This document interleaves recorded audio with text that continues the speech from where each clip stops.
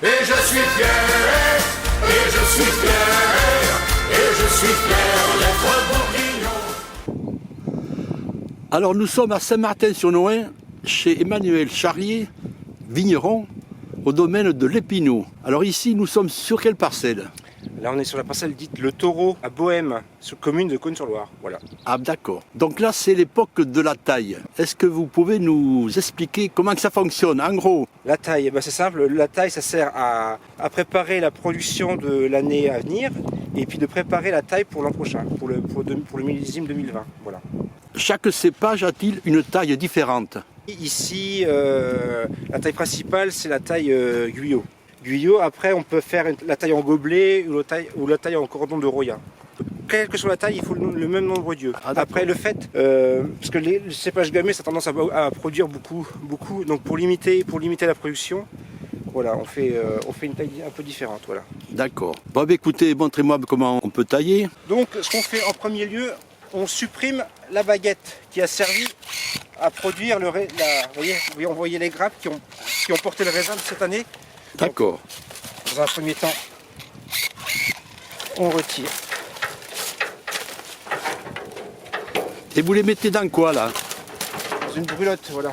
Brûler savant de manière à désinfecter la parcelle. Voilà. Ça s'appelle une brûlotte. Une brûlotte, voilà. Il faut savoir qu'ici, c'est une vigne, elle a gelé 2 années de suite. Donc au niveau de la pousse du bois, c'est pas comme on aurait voulu. Alors le but du jeu, c'est de faire une Guyot poussard, c'est-à-dire Guyot poussard, c'est une baguette et 2 coursons. Un courson de chaque côté pour équilibrer les flux de sève. D'accord. Voilà. Donc voilà, ici, sur ce courson-là, on prépare le courson pour l'an prochain.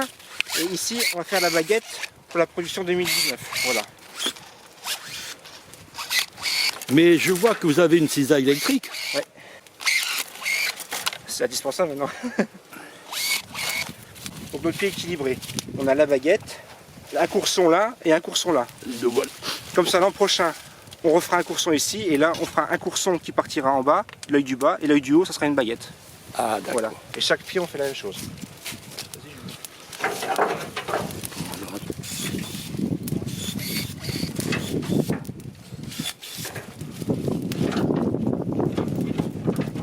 Donc, je suppose qu'une bonne récolte dépend d'une bonne taille.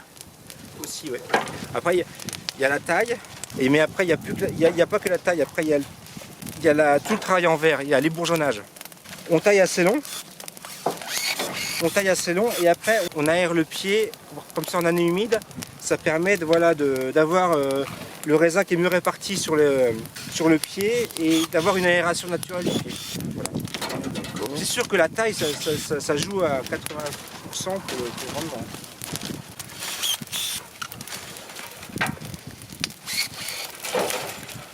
Alors, je crois que l'année 2018 est exceptionnelle.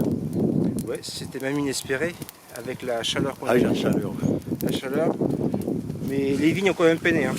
Alors, ce qui a sauvé l'année, c'est que il a beaucoup plu au printemps jusqu'au début juillet. Donc il y avait suffisamment de réserves d'eau dans le sol. Et donc la vigne a des racines profondes, donc elle est allée chercher justement l'eau en profondeur. Okay. Juste une question, quels sont les cépages dominants ici dans la région? Alors en Coteaux du Génois, le cépage principal, c'est le Sauvignon blanc et le Pinot noir. Et après il y a aussi du Gamay. C'est le Sauvignon qui prend le dessus sur les autres cépages. Voilà. Bon, écoutez, je vous remercie et je vous souhaite une bonne récolte 2019. Merci à vous.